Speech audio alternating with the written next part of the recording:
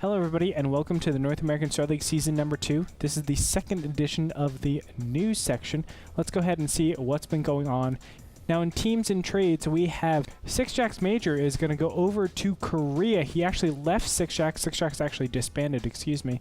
And he is over there training in the TSL house. More information can be found at teamliquid.net. You can go over there and check out an interview with Artosis that he made.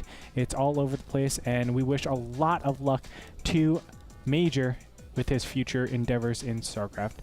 On that same subject, we did have Sixjack's disbanding, and because of that, it left a couple of the programmers over there homeless. DDE and Vibe were two of them that actually just joined a new team. It's Gosu. It's Gosu, such a strong team, and it adds two great North American players to their lineups. Again, we wish them a lot of luck as well. There's been a little bit of a Stefano gate going on. It looks like there was a lot of controversy with what team Stefano was going on. He thought he was originally going to leave Millennium, then went over to Complexity, and then went back to Millennium. Now there's been a lot of legal issues that have been going on with this.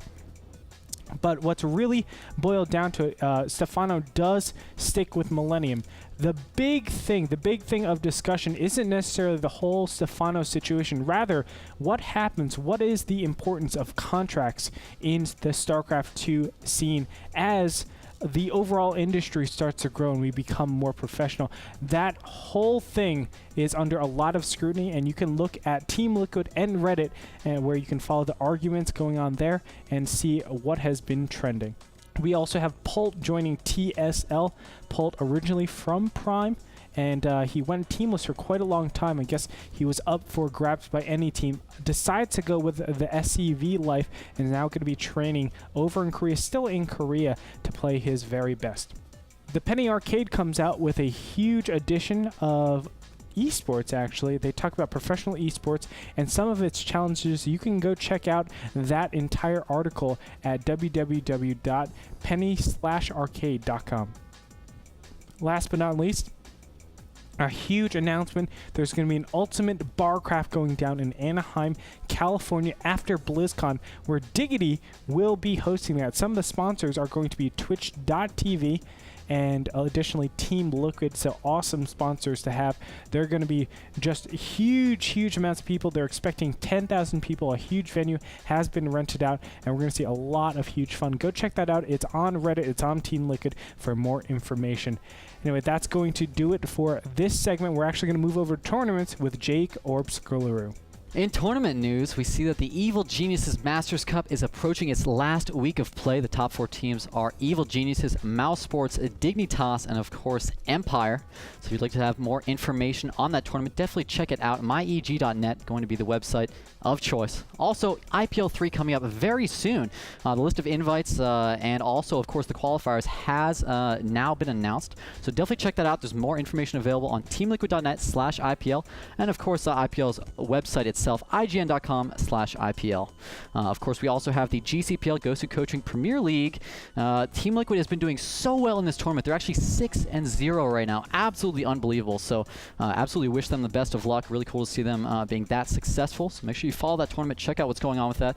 Of course, just check out gosucoaching.com for more information.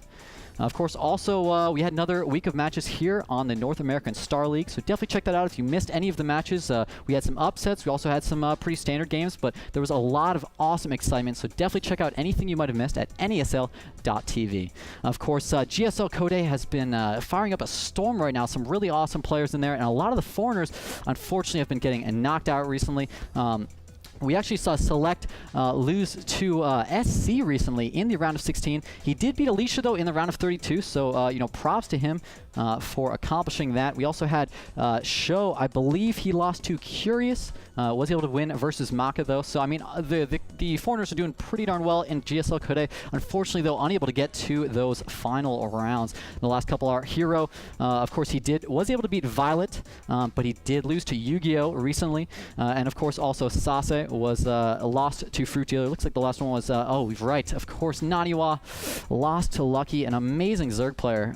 So not too much shame, of course, in that loss. But I'm sure he's disappointed with it himself. If you're missing the action, or you missed any of those matches, you want to see what happened, how those foreigners maybe got knocked out, or the players that they beat, since some of them were some really fantastic matches, definitely check that out over at gomtv.net. In recent news, Blizzard just released their 1.4 patch, and we have, of course, Orb over here to talk about it. Orb, what do you think about this recent 1.4 patch, and specifically its implications on Protoss? You know, I'm really excited about this patch, and that's probably something not a lot of people have heard from me in the past. You know, I was pretty vocal in my stream about whether or not I agreed with, you know, the decisions Blizzard were making, but I think they're actually making a lot of really good decisions in this this patch. Yes.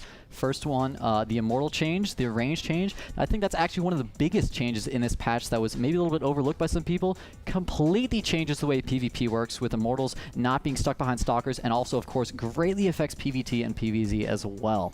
Now, there were a lot of other Protoss changes as well. I feel like the ramp change was mostly a Protoss change. It was considered general, but the sight range up ramps has been reduced. What that means is if you put a force field in the center of the ramp, no longer can you warp in units above that force field. So 4-gate is now essentially completely dead PvP on any map that has a small ramp leading up into the main.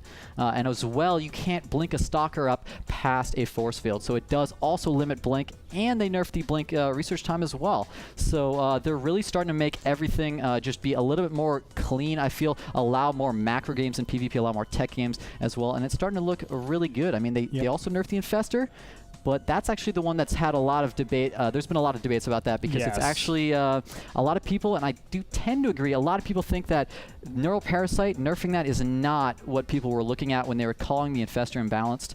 It's not really the Neural Parasite that people were worrying about, it's actually the fungal and the fact that it still freezes your units. So, I mean, yeah, they lowered the damage, which will affect things ever so slightly, and they lowered the range on Neural, which will change quite a bit.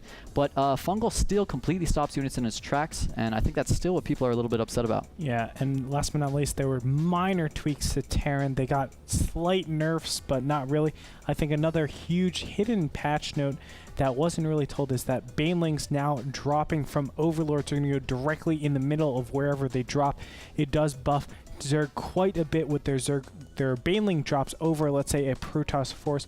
We'll see how this really changes the overall gameplay when we see the highly competitive, high-profiled tournaments go down. I'm really looking forward to it, Jake, and I think the 1.4 patches looked really, really good.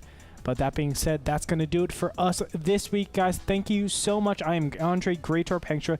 This is Jake Orbskleru, and from both of us and everybody here at NASL, thank you so much for watching. We will catch you next week.